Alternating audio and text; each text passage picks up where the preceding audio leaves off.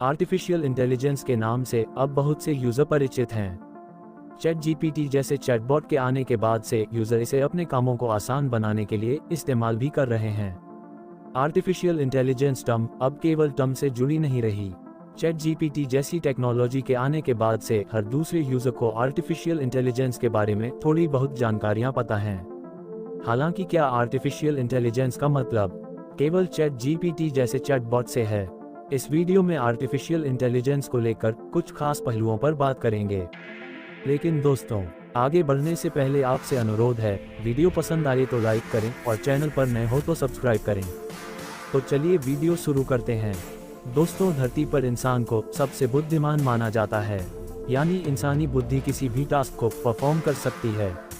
वहीं जब मशीन किसी इंसानी काम को इंसानों की तरह सोच समझ कर करने लगे तो वह आर्टिफिशियल इंटेलिजेंस कहलाती है।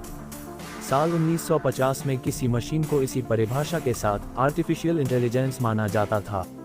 समय के साथ एडवांस होती टेक्नोलॉजी के साथ मशीन को लेकर इस परिभाषा में भी कई बदलाव हुए हैं।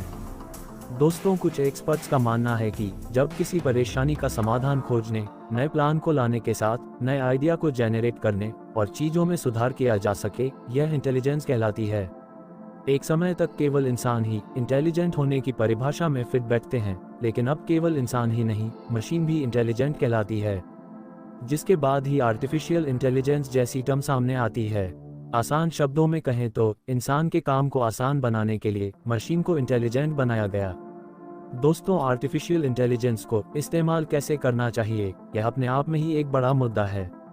वर्तमान में आर्टिफिशियल इंटेलिजेंस आधारित चैटबॉट चैट जीपीटी का इस्तेमाल सबसे ज्यादा किया जा रहा है।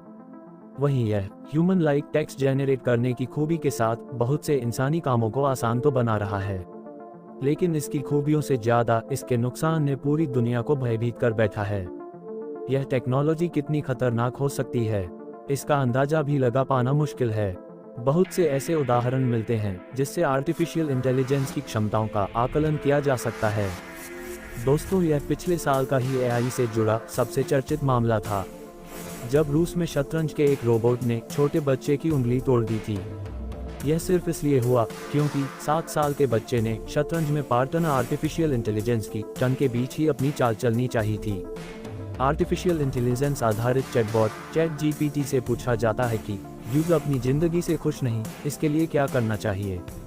तपाक से स्क्रीन पर जवाब मिलता है कि यूजर को अपनी जरूरतों के लिए बाहरी दूसरे ऑप्शन पर जाना चाहिए।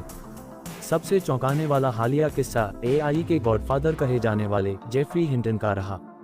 एआई का जनक कहलाए जाने वाले जेफरी हिंटन ने खुद इसे बेहद खतरनाक बताया है। वे कहते हैं कि अभी यह टेक्नोलॉजी वर्तमान में इंसानों से ज्यादा बुद्धिमान तो नहीं, लेकिन भविष्य में ऐसा होने से इनकार भी नहीं किया जा सकता है। हाल ही में एक सर्वे में सामने आया कि यूजर्स को आवाज के जरिए ठगने में भी आर्टिफिशियल इंटेलिजेंस की भूमिका रहती है। मात्र 3 सेकंड में मशीन एक यूजर की आवाज को कॉपी कर साइबर ठगों का हथियार बनती है। दोस्तों, यूजर की सुरक्षा और प्राइवेसी को देखते हुए ही इस तरह की टेक्नोलॉजी को इटली में बैन किया गया।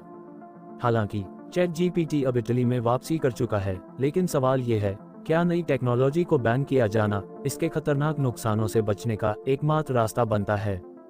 इस तरह टेक्नोलॉजी को बैन करके किसी तरह का समाधान नहीं हो सकता है। मशीन की क्षमता का मोटा मोटा ही सही आकलन कर इसे इस्तेमाल करने के तरीके तय किए जाएं तो कुछ मदद मिल सकती है। इस तरह की टेक्नोलॉजी के संभावित खतरों को ध्यान में रखकर नियम कानूनों की जरूरत महसूस होती है। वर्तमान आर्टिफिशियल इंटेलिजेंस आधारित टेक्नोलॉजी के इस्तेमाल के तो कई तरीके मौजूद हैं, लेकिन इन्हें किस हद तक इस्तेमाल में लाया जाना चाहिए, इसके लिए नियम कानूनों का अभाव है। आर्टिफिशियल इंटेलिजेंस आधारित टेक्नोलॉजी की खूबियों के साथ इसका इस्तेमाल बहुत से सेक्टर की बड़ी परेशानियों का समाधान खोज सकता है। वीडियो अंत तक देखने के लिए धन्यवाद।